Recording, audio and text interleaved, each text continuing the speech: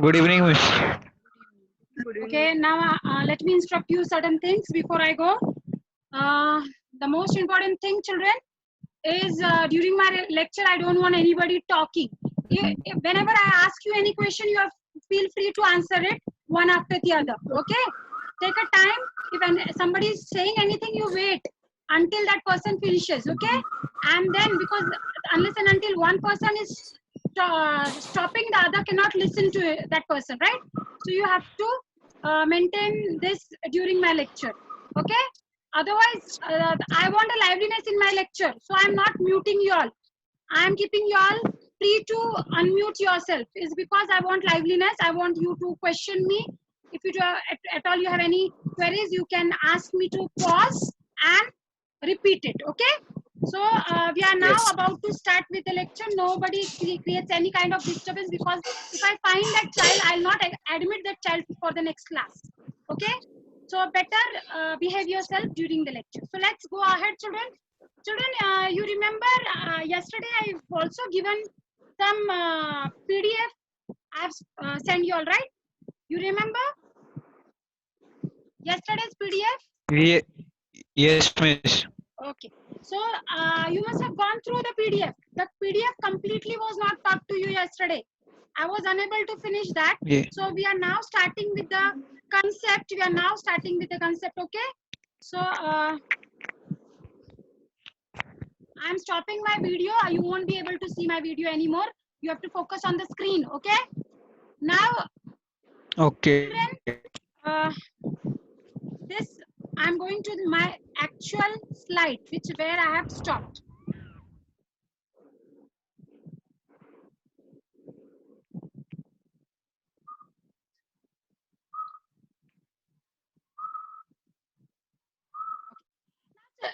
Children, listen to me very carefully. Yesterday, if you have missed any concept and have not understood anything, I want you to understand that concept. So I'm revising little shortly, but yes, of course, you'll get a clear-cut idea. See, yesterday I was talking about saying a DNA is a very big length it has, right? इसका बहुत बड़ा length है, DNA का बहुत बड़ा length है. ये length को हमें न्यूक्लियस में फिट करना है, जो कि बहुत ही माइन्यूट है, which is unable to even seen by your naked eyes. So for that reason, we are now doing certain packaging. DNA को पैक करके, उसे पैक करके हमें डालना है छोटे से न्यूक्लियस के अंदर, which is having a length of 10 raised to minus 6 meter. Okay, so this is that small nucleus. तो हमने पैकेजिंग में कुछ कंसेप्ट को अंडरस्टैंड किए थे कि डीएनए क्योंकि नेगेटिवली चार्ज होता है, तो वो हमारे पास कुछ प्रोटीन है जिसके ऊपर बॉन्ड किया जा सकता है. So we have certain proteins which are having positive charge. तो कुछ प्रोटीन जिसे हम हिस्टोन प्रोटीन्स कहते हैं, वो उसकी कॉपीज के ऊपर उसे हमें बाउंड करना था.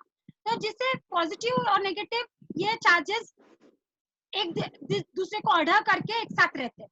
अब ये जो प्रोटीन का स्ट्रक्चर था, इसे हम कोर प्रोटीन कह रहे थे. We were calling this as a core protein. और इसके ऊपर से डीएनए इस तरीके से गोल गोल घूमते हुए जाता है. बट हमने कहा कि एक प्रोटीन के कोर के ऊपर कितना डीएनए बॉन्ड हो सकता है, तो 1 टर्न कंप्लीट प्लस 3/4 टर्न, मतलब 2 पूरे टर्न कंप्लीट नहीं हो रहे. और उसके बाद अब ये खुलने के भी चांसेस है, ये वापस खुल सकता है, ये जो टर्न उसने लिया है ये खुल सकता है. तो ये खुलने के लिए अवॉइड करने के लिए इसे और एक प्रोटीन होता है जिसे हम कहते हैं हिस्टोन H1 प्रोटीन. ओके, सो H1 प्रोटीन इस पे इस तरीके से ओवरलैप करता है कि ये जो भी टर्न है, ये टर्न को फिर से खुलने से उसे रोका जाता है. ओके, तो नाउ व्हाट, नाउ ये जो स्ट्रक्चर बना, ये कोर प्रोटीन और उसके ऊपर जो 1/3/4 टर्न था डीएनए का, this complete, now here you can see a blue structure. This complete structure is said to be as nucleosome. इस तरीके से डीएनए जो पूरा 2.2 मीटर लॉन्ग है, ये बहुत सारे कोर प्रोटीन में टर्न ले लेकर बहुत सारे न्यूक्लियोसोम तैयार होते हैं. बहुत सारे होते हैं ऐसे, वो पूरे 2.2 मीटर लॉन्ग का बहुत सारे न्यूक्लियोसोम्स बनते हैं.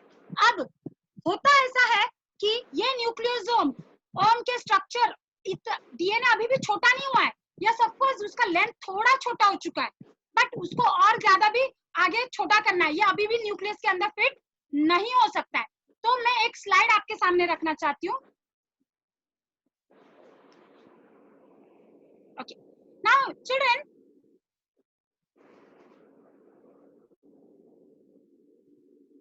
ना ये जो मेरा आपको रेड डॉट दिखाई दे रहा है, everybody can see the red dot. Hello, am I audible? Hello. Yes, miss. Yes, miss. Miss. Okay, okay, okay. So you can see this red dot. Oh my God.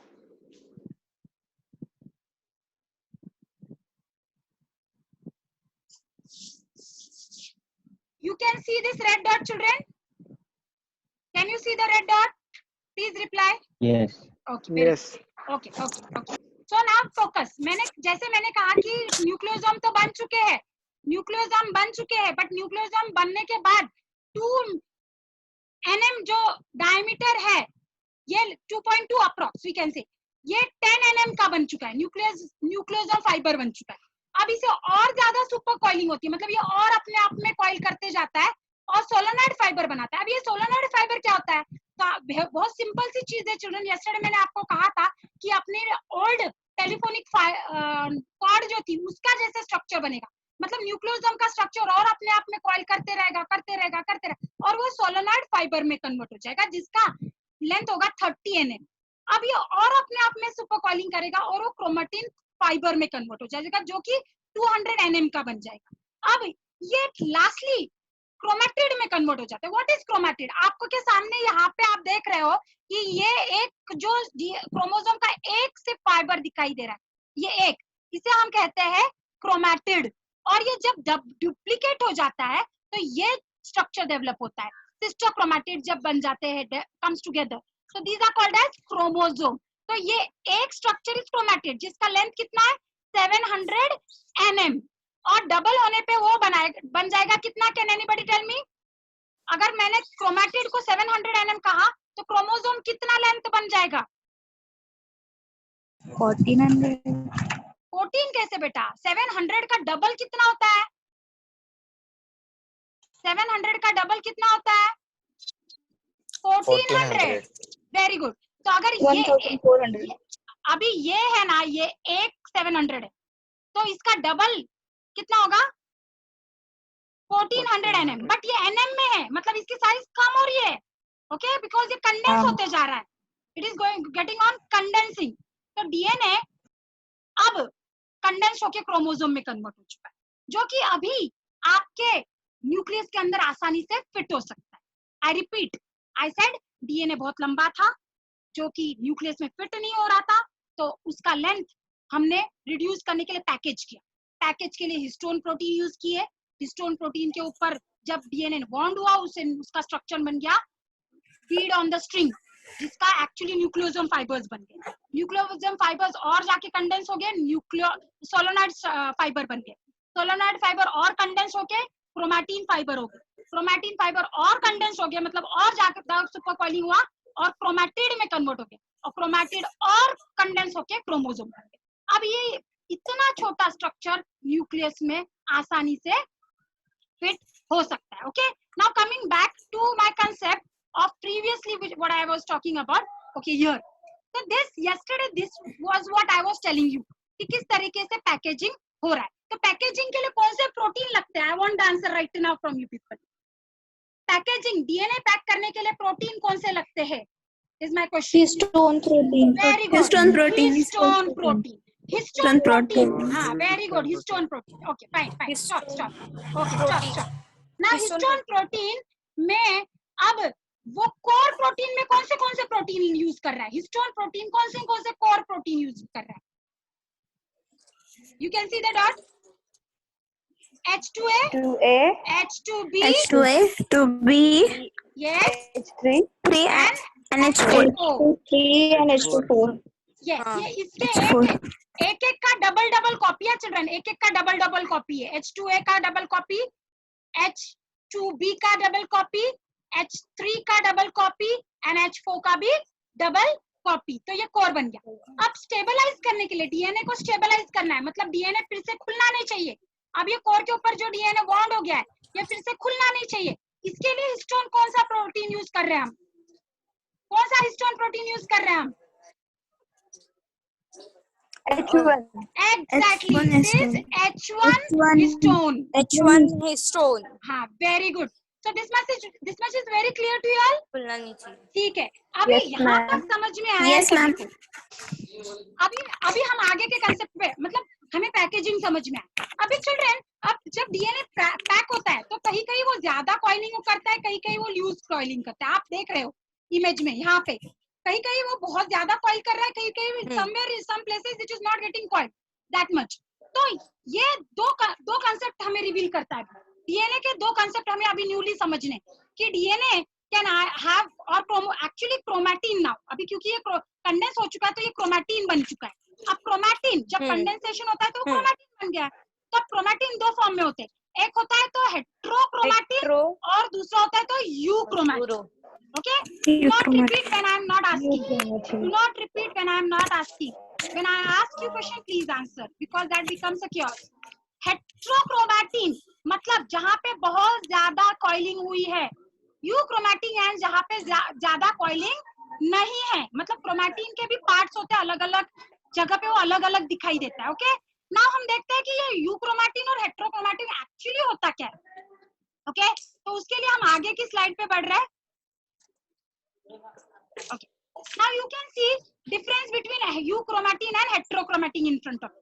अब euchromatin जो होता है ना children, euchromatin वो chromatin का part होता है जिसे हम एक्चुअली ट्रू क्रोमैटिन कहते हैं. ट्रू क्रोमैटिन क्यों कह रहे हैं हम इसे? क्योंकि ये ना वो पार्ट है डीएनए का जो ज्यादा कॉइल्ड नहीं हुआ है, मतलब उसमें कॉइलिंग ज्यादा नहीं है. कॉइलिंग ज्यादा नहीं है इसका मतलब जेनेटिक मटेरियल जो है हमारा, जो क्योंकि DNA is made up of nucleotides and all, this is genetic material. तो ये जो जेनेटिक मटेरियल है क्रोमैटिन का, जिसे हम यूक्रोमैटिन अभी कह रहे हैं, ये एक्टिव है. क्यों एक्टिव है? बिकॉज द क्रोमैटिन में ज्यादा कॉइलिंग नहीं हुई है, और ज्यादा कॉइलिंग नहीं होने की वजह से ये पार्ट जो डीएनए का है वो एक्सपोज हो रहा है, डायरेक्टली एक्टिव है. तो वो लूजली कॉइल्ड होने की वजह से ये ज्यादा डायरेक्ट एक्टिव हो सकता है. मेरा ये जो डार्क हमें ये जो दिख रहा है, ये जो कॉइलिंग बहुत ज्यादा हुई है, इसे हम हेट्रोक्रोमैटिन कह रहे हैं.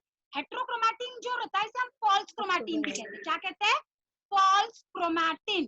फॉल्स क्रोमैटिन क्यों कह रहे हैं? क्योंकि ये इसमें क्योंकि ज्यादा कॉइलिंग है, मतलब बहुत ज्यादा कॉइल्ड हो चुका है, ये डायरेक्ट एक्सपोज नहीं हो पाता है कोई भी एक्टिविटी के लिए, तो इसकी एक्टिविटी ज्यादा नहीं होती है, जेनेटिकली इनएक्टिव हो जाता है. ओके, तो आप देख रहे हो कि हमारे पूरे एंटायर डीएनए में कितना पार्ट यूक्रोमैटिन का होता है? 30%. 30% यूक्रोमैटिन होता है, मतलब जो एक्टिव क्रोमैटिन होता है या एक्टिव डीएनए होता है वो 30% होता है, और जो बचा हुआ पार्ट होता है 70% वो एंटायरली हमारा होता है हेट्रोक्रोमैटिन. हेट्रोक्रोमैटिन मतलब क्या? वो पार्ट जो इनएक्टिव है, डीएनए एक्टिविटी नहीं दिखा रहा है. हमें एक चीज आपको अमेजिंग लगेगी चिल्ड्रन इसके बारे में, दैट कि हमारे एंटायर डीएनए में मैक्सिमम पार्ट जो डीएनए का होता है ना वो एक्चुअली इनएक्टिव होता है. तो इसीलिए वो हेट्रोक्रोमैटिन के फॉर्म में है. इसका मतलब उसका 70% ऑफ द टोटल डीएनए वो इनएक्टिव है. हमारे डीएनए में ज्यादा से ज्यादा पार्ट एक्टिविटी नहीं दिखाता है. ओके, अब ये पता कैसे चलता है कि यूक्रोमैटिन है कि हेट्रोक्रोमैटिन है? सबसे बड़ा क्वेश्चन आ रहा होगा आपके जहन में अब राइट नाउ कि अगर कोई डीएनए है हमारे पास सेल के अंदर, अब ये हेट्रोक्रोमैटिन है, ये यूक्रोमैटिन है, ये कैसे किसी ने पता किया होगा? वेरी सिंपल चिल्ड्रन, अब ये कोई भी डीएनए को स्टेन किया गया है, वो डीएनए को कोई स्टेन किया गया है. जब स्टेन करते हैं ना तो जो euchromatin, I am getting some noise children, surrounding people are talking, तो आपके सराउंडिंग में कोई बातें कर रहा है तो म्यूट कर दो, आप खुद को म्यूट कर दो, so that disturbance is not there. I can see people talking next to you. Okay, now ये जो डीएनए है चिल्ड्रन, ये डीएनए कैसा है? तो अब सपोज मुझे पता करना है ये यूक्रोमैटिन किधर है, हेट्रोक्रोमैटिन किधर है, तो उसके लिए एक प्रोसेस होता है स्टेनिंग करने का. स्टेन करने के बाद जो पार्ट डीएनए का डार्क दिखेगा, जो पार्ट डीएनए का डार्कली स्टेन हो जाएगा, मतलब जहां पे स्टेन ज्यादा पकड़ लेगा, वो पार्ट होता है हेट्रोक्रोमैटिन. और जो स्टेन कम लेता है, मतलब ज्यादा नहीं लेता है, उसे हम कहते हैं यूक्रोमैटिन, क्योंकि सिंपली वहां पे डीएनए ज्यादा नहीं है तो वहां पे स्टेन भी ज्यादा एब्जॉर्ब नहीं हुआ है. Am I clear to you all children? I want the response. Am I clear Yes, to you ma'am. all? Yes, ma'am. Yes, miss. Yes, euchromatin and ma'am. heterochromatin is very clear to you all. So we are moving ahead. Yes, miss. Before moving to ahead, Yes, miss. tell me one question I am asking you. I am asking you one question. Now, euchromatin and heterochromatin, ये होता क्या है? Is it what is it? ये मैं euchromatin और heterochromatin बोल रही हूँ. ये है क्या? है क्या? euchromatin, heterochromatin क्या है? किसका पार्टी? DNA का Very good. DNA. Children. ये DNA. है. DNA का. Yes. DNA का. DNA. Okay. Stop it. I was right. Please. It is DNA क्योंकि DNA को कॉइलिंग होके वो कहीं ज्यादा कॉइल हुआ है कहीं कम कॉइल हुआ है तो हम कह रहे हैं euchromatin and heterochromatin. Simple. Okay. Let's move ahead now. Are you with me? Okay. अब बढ़ते हैं टू कुछ चीजें जो मुझे आपको और ज्यादा बतानी.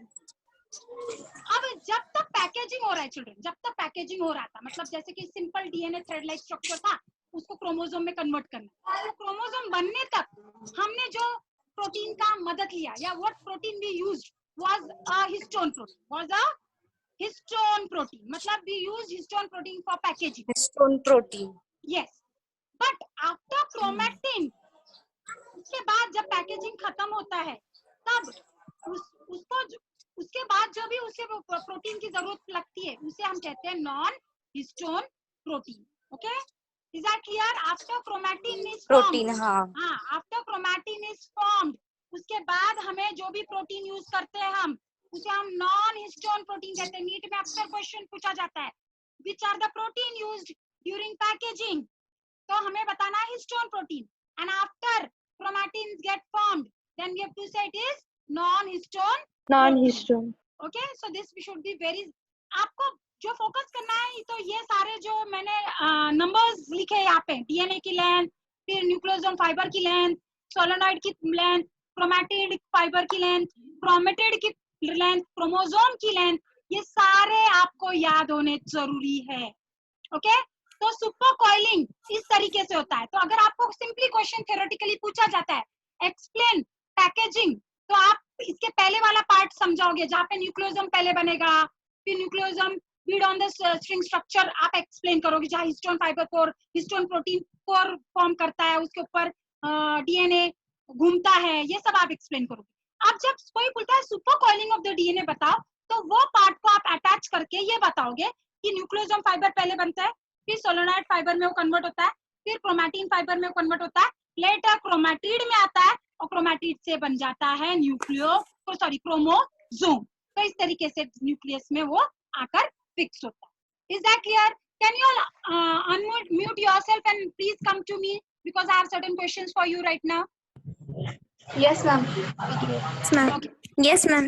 Okay. I want somebody to tell me that if at all I ask you that what is packaging, simple words, what is packaging? Packaging से आपको क्या समझ में आता है? Packaging मतलब क्या होता है? डीएनए पैकेजिंग मतलब क्या? सिंपल वर्ड्स में, मैं I don't want any scientific word. मुझे आपको सिंपली आपने क्या समझा मेरे समझाने पे? Coiling. डीएनए पैकेजिंग यानी हम कॉइलिंग कर रहे हैं. Very good. कॉइलिंग क्यों कर रहे हैं? सुपर कॉइलिंग कर रहे हैं. कॉइलिंग एंड सुपर कॉइलिंग कर रहे हैं. To minimize the size of the very good. Size minimize क्या? Size क्यों minimize कर रहे children हम? Ma'am, because nucleotide का size छोटा है. नहीं, न्यूक्लियोटाइड का नहीं, wrong. न्यूक्लियस डीएनए का साइज बहुत बड़ा है. डीएनए का साइज बड़ा है और न्यूक्लियस का साइज छोटा है. तो न्यूक्लियस, अगर न्यूक्लियस में वो इतने लंबे डीएनए को डालना है तो उसे हमें उस पैक करना जरूरी हो जाए. राइट? Very simple. तो आप ये सब चीजें रखोगे अपने नोट्स में लिखकर. Okay, now mute yourself. We are moving ahead children. हाँ. अब जो मैं आपको बताने जा रही हूँ, इट्स एंटायर थिंग जो मैंने अब तक आपको समझाया वर्बली, वो आपको देखना है. Okay, that you have to see. आपके मोबाइल को आपका गलती से हाथ लग रहा है तो प्लीज टेक केयर कि आप अपना हाथ मोबाइल के ऊपर न टच करें क्योंकि वो डिस्टरबेंस क्रिएट करता है. And that will not give you any clear cut idea for what I am teaching. Okay, moving ahead with the animation for the same. जो मैंने सिखाया उसी का एक एनिमेशन में शेयर कर रही हूँ. आपने अभी उसे सुन लेना है और उसके बाद क्वेश्चन पूछना है मुझे कि आपको क्या नहीं समझ में आ रहा है उसमें. Okay, so let's start. Did you know that the length of a DNA or deoxyribonucleic acid double helix in a typical mammalian Okay, children, आपको आवाज आ रही है वीडियो की? Please somebody unmute yourself and tell me. आवाज आ रही है? Yes, miss. Okay, Yes, so miss. now आ mute रही है. yourself. हाँ, okay, Yes, mute ma'am. yourself. Video को प्ले करती हूँ. Start. येतंय Okay, चलो. Did you know that the length of a DNA or deoxyribonucleic acid double helix in a typical mammalian cell is about 2.2 meters? This length is obtained by multiplying the total number of base pairs present in the DNA double helix with the distance between two consecutive base pairs. Now, the total number of base pairs present in a DNA double helix in a typical mammalian cell is 6.6 multiplied by 10 raised to the power 9, and the distance between two consecutive base pairs is 0.34 nanometers, or 0.34 multiplied by 10 raised to the power minus 9 meters. By multiplying these two factors, we get the length of the DNA double helix as 2.2 meters. Have you wondered how such a long polymer is packaged within a typical nucleus with a dimension of about 10 raised to the power minus 6 meters? To understand this, let us learn about the packaging of a DNA double helix, which is different for both prokaryotes and eukaryotes. In prokaryotes such as E. coli, the nucleus is not very well defined. However, the negatively charged DNA is not scattered throughout the cell, but is arranged in large loops, is held together by a few positively charged proteins in a region known as the nucleoid. On the other hand, in eukaryotes, the manner in which a DNA double helix is packaged within the cell is more complex. Eukaryotes contain a single molecule of negatively charged DNA packaged around a spool of positively charged basic proteins known as histones. The charge in a protein is decided by the abundance of amino acid residues with charged side chains. Now in this case, the proteins are positively charged as the histones are rich in basic amino acid residues like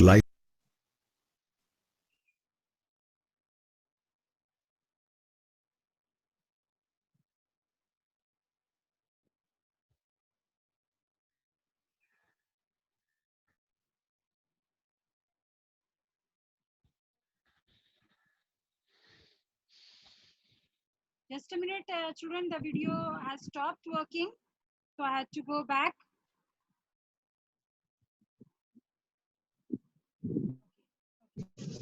I'm playing it from here. Now the total number of 4 minus 2.2. To understand this, let us learn about the packaging of a DNA double helix, which is different for both prokaryotes and eukaryotes.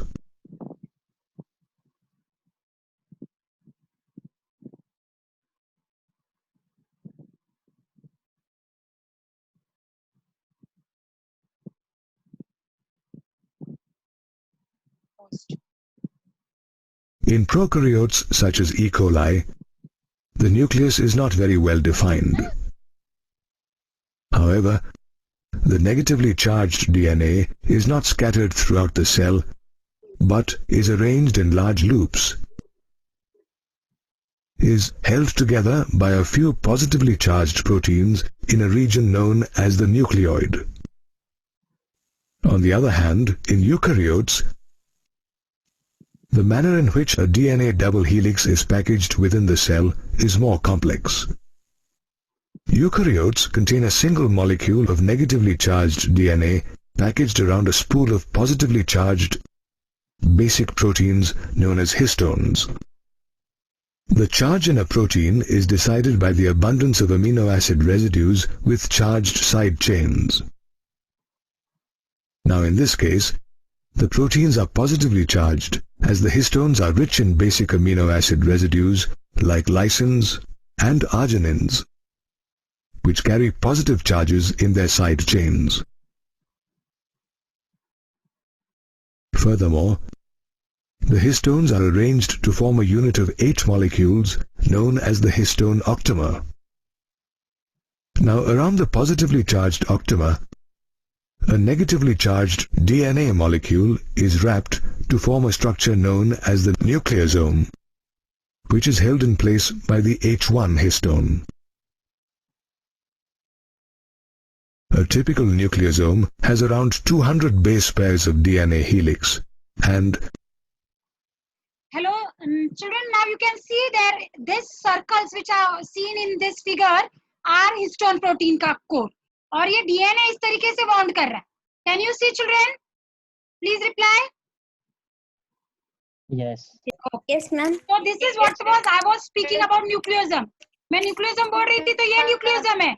ये अंदर का histone protein है और ऊपर DNA bond कर रहा है. तो इस तरीके से continuously ऐसे structure nucleosome के बनते जाते हैं. DNA bond होते जाता है. Okay? Let's move ahead. the nucleosomes present in chromatin can be seen as a beads-on-string structure when observed under an electron microscope.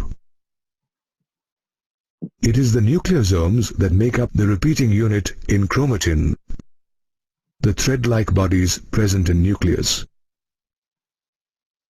Now, the chromatin fibers are of two types. Now children, ये देखिए, this is DNA. DNA आके जाके nucleosome fibre बना रहा है, मतलब उसका nucleus.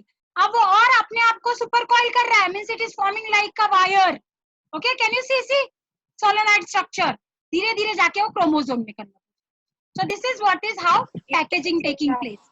DNA पहले बॉन्ड होता है प्रोटीन पे, फिर वो न्यूक्लियोसोम बने हुए अपने आप में सुपर कॉइलिंग करते जाते हैं और फिर वो क्रोमोसोम में करते हैं.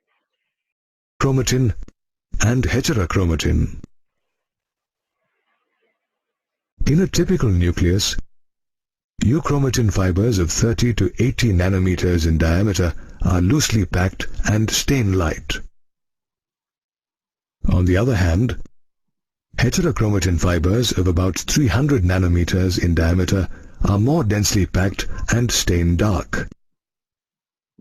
Moreover, of the two types of chromatin fibers, euchromatin is transcriptionally active, while heterochromatin is inactive. These chromatin fibers coil further and condense to form short and thick bodies called chromosomes during the metaphase stage of cell division. In this way, a DNA double helix is packaged in. Okay? Have you understood, children? Have you understood packaging? Yes, ma'am. The idea must be very clear now. That is why yesterday when Yes, I was ma'am. talking, it was like I get 40 minutes, so I won't be able to finish the entire content in one day itself. So yesterday I just gave you little idea about it, and now I have completed the entire concept with your visual impact. Now, children, I'm finding one thing today. What I'm going to give you, this was what was there for today. I'm not immediately going with a new concept today. Okay. Why am I not going with new concept is because I don't want you to get confused. Okay. इसलिए मैं आगे का concept आज ही नहीं ले रही. एक चीज आप सुन लो, सभी गौर से सुन लो कि आज तक मैंने पैकेजिंग आज तक आपको 2 दिन में पढ़ाया है. इससे एंटायर नोट्स आप रनिंग नोटबुक में लिखकर निकालोगे और मैं कुछ क्वेश्चंस आपको व्हाट्सएप करूंगी. उसके आप आंसर की स्टार्ट करो लिखना. ओके. अब हो रहा क्या है कि I am not finding the class student very active. College के students are very active. They are doing regular work, MCQs कर रहे हैं, सब कुछ कर रहे हैं, but I'm not finding the class student active. Nikhil and many more. I want you people, Tanay, I want you people to send me whatever assignments I'm giving you. I'm not getting your assignments yet. तो आज का काम ये है. Please unmute yourself and tell me you are able to hear. Today's work. Are you able to hear? Yes, ma'am. Okay. So आज का काम. Yes, Yes, ma'am. Okay. Yes. Now listen. आज का काम ये है कि आज आप पैकेजिंग का एंटायर नोट्स मेरे प्रेजेंटेशन में से नोट्स उतारोगे. ओके उसके बाद मैं जो है आपको MCQ sorry questions long questions के फॉर्म में या कुछ क्वेश्चंस पूछूंगी उसके आंसर्स आप फॉर्म करो. द बेस्ट मैं इसका ये क्विज काइंड ऑफ थिंग मैं कंडक्ट कर रही हूँ एज यूजुअल कि जो भी बेस्ट आंसर रहेगा मैं 3 ही क्वेश्चन भेजूंगी. उसमें से जो बेस्ट क्वेश्चन आंसर रहेगा that we will see in the next class कि किसका best answer. But I want you to send it in the individual group of mine. Bio के आपके इंडिविजुअल ग्रुप से हमारे उसमें आप सेंड कर दो. ओके और जो बेस्ट आंसर रहेगा मतलब मोर अपीलिंग आंसर रहेगा उसको मैं नेक्स्ट क्लास में उसका नाम लूंगी मैं और मैं बताऊंगी. ओके अब रेगुलरली ये काम करना है. Nobody make sure that nobody lags behind क्योंकि इसका हम अपडेट आपके पेरेंट्स को भेजने वाले हैं. The one who is not given मेरे पास आपके पिक सेंड किए हुए होंगे तो आप अगर भेजते नहीं हो तो मैं रिकॉर्ड दिखाऊंगी कि आपका कुछ भी मुझे अब तक आया नहीं है. Okay so better get connected with us and do your regular work and assignments given. Is that clear children? Yes, ma'am. Okay कल के लिए नया कंसेप्ट स्टार्ट करने Yes, वाली हूँ. ma'am. कल ओके कल मैं नया कंसेप्ट स्टार्ट करने वाली हूँ वो है रेप्लिकेशन ऑफ डीएनए. डीएनए का रेप्लिकेशन जो कि एंटायरली डिफरेंट कंसेप्ट है. आज के लिए हम यहीं पे स्टॉप करने वाले हैं. I am not going ahead. आपको कुछ क्वेरीज है तो you please ask me right now. We have little more time. हमारे पास still 5 minutes are remaining. So if you have any queries you can ask me. I'll just solve it. Ma'am. Yes welcome. पूछिए कोई भी छोटी से छोटी. Don't feel कि ये क्या पूछ रही हूँ सब हंसेंगे ऐसा. नॉट टू थिंक दैट वे.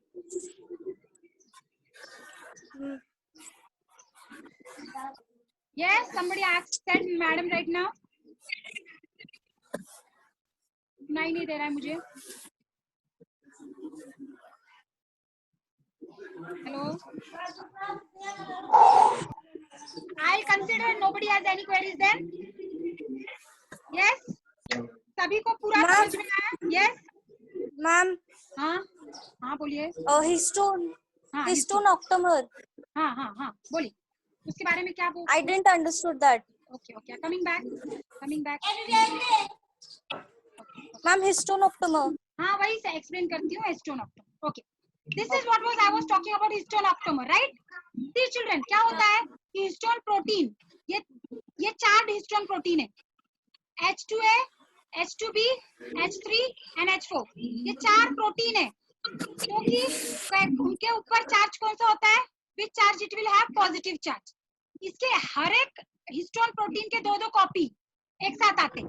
जैसे कि H2A के 2 कॉपी, H2B के 2 कॉपी, H3 के 2 कॉपी, H4 के 2. अब ये जो बना है स्ट्रक्चर ये अपने आप अंदर हमारे सेल के अंदर हो रहा है तो ये बन गया हिस्टोन 4 हिस्टोन फाइन. अब इसके ऊपर डीएनए ऐसे बहुत सारे बनते हैं तो डीएनए इसके ऊपर बॉन्ड करेगा फिर नेक्स्ट 4 के ऊपर बॉन्ड करेगा फिर नेक्स्ट 4 के ऊपर. इस तरीके से बॉन्ड करते रहता है. जैसे कि मैं आपको वीडियो में दिखाती हूँ. Just a minute. एक वीडियो जो हमने अभी देखा था वीडियो उसमें भी मैं आपको एलाबरेट करती हूँ. Give me 2 minutes. Okay. Did you know that the length of a DNA, basic proteins, तो ये जो है ना ऑरेंज ब्लू राउंड बॉल्स ये हमारा हिस्टोन है प्रोटीन जो कि 2 कॉपीज में अरेंज होके कोर बना देता है और वो कोर के ऊपर डीएनए आकर अपना 1 3/4 टर्न करता है. फिर आगे जाकर नेक्स्ट कोर पे 1 3/4 करता है. फिर आगे जाके नेक्स्ट. तो अब ये जो कोर है हिस्टोन का ये डीएनए को छोड़ सकता है. डीएनए स्पेसेस खुल सकता है. जैसे कि आप बॉल पे रस्सी घुमाते हो. अगर बॉल पे रस्सी घुमाए तो वो खुल सकती है ना. तो उसपे अभी सपोज यहाँ पे टर्न खत्म हो रहा है. ये यहाँ पे और एक हिस्टोन प्रोटीन आके जुड़ जाता है. उसे हम H1 हिस्टोन प्रोटीन कहते हैं. जिससे क्या होता है ये टर्न खुलता नहीं. ये टर्न फिक्स हो जाता है. ओके तो जैसे कि मैंने अगर सपोज बॉल पे रस्सी घुमाई तो मैं क्लिप लगाऊंगी वहां पे तो क्लिप मेरा H1 प्रोटीन बन जाएगा. हिस्टोन H1 प्रोटीन, ओके, जिसकी वजह से मेरा अभी बॉल पे से रस्सी खुलेगा नहीं। उसी तरह डीएनए के केस में भी होता है। तो this is all about your core protein. अब कल के लेक्चर में आपको थोड़ा सा इंफॉर्मेशन में लिंकर प्रोटीन डीएनए और कोर डीएनए के बारे में बताऊं। अब ये जो बीच वाला था ये कोर हिस्टोन कोर हो गया, बट इसके ऊपर जो डीएनए है इसे हम कोर डीएनए कहते हैं। क्या कहते हैं? Core DNA. ये अंदर का प्रोटीन है तो कोर प्रोटीन है, ऊपर बाउंड हुआ डीएनए को हम कोर डीएनए कहते हैं। अब ये डीएनए के ऊपर कितने न्यूक्लियोटाइड्स है? ये डीएनए के ऊपर ये दोनों 1 और 3/4 टर्न है ना, इसके ऊपर 146 न्यूक्लियोटाइड्स होते हैं। कितने होते हैं? एक न्यूक्लियोसोम के टर्न में ये 1 और 3/4 टर्न में 146. यस, एंड रिमेनिंग टोटल यहाँ से यहाँ तक जो होता है ये लिंकर है। ये जो बचा हुआ है ना, जो टर्न नहीं किया है, ये लिंकर है। ये लिंकर में बचा हुआ होता है टोटल 200। तो 146 में से 200 में से 146 चले गए तो बचे कितने? 54. 200 में से 146 चले गए तो कितने बचते हैं? 54. तो ये जो डीएनए में न्यूक्लियोटाइड ये पार्ट में न्यूक्लियोटाइड होते हैं ना, ये 54 है, ये 54 होते हैं। तो 54 प्लस ये together known as histones. Nucleosome. यहाँ से यहाँ तक ये पूरा एक न्यूक्लियोसोम जिसमें लिंकर भी होता है, कोर डीएनए भी होता है, और टोटल 200 बेस पेयर्स होते हैं। मतलब टोटल न्यूक्लियोटाइड होते हैं 200, जिसमें से 146 प्रोटीन के ऊपर है और बचा हुआ ऐसा ही फ्री है। Okay, so this is all about your packaging and histone protein. Any doubt, difficulty, anybody else? We are being shortage of time. I'm just remaining with last 3 minutes. Thank you, ma'am. Okay, done? Thank you, ma'am. Understood, Okay, हाँ. understood? Okay. हाँ. So, be Thank at you. home, be safe, and we'll हाँ. meet tomorrow then for the next very important, ये बहुत important concept है कल का, replication. Okay? Then see you tomorrow. Goodbye. Till then. Bye. Thank you, ma'am. Okay, bye. Thank you, ma'am. Okay.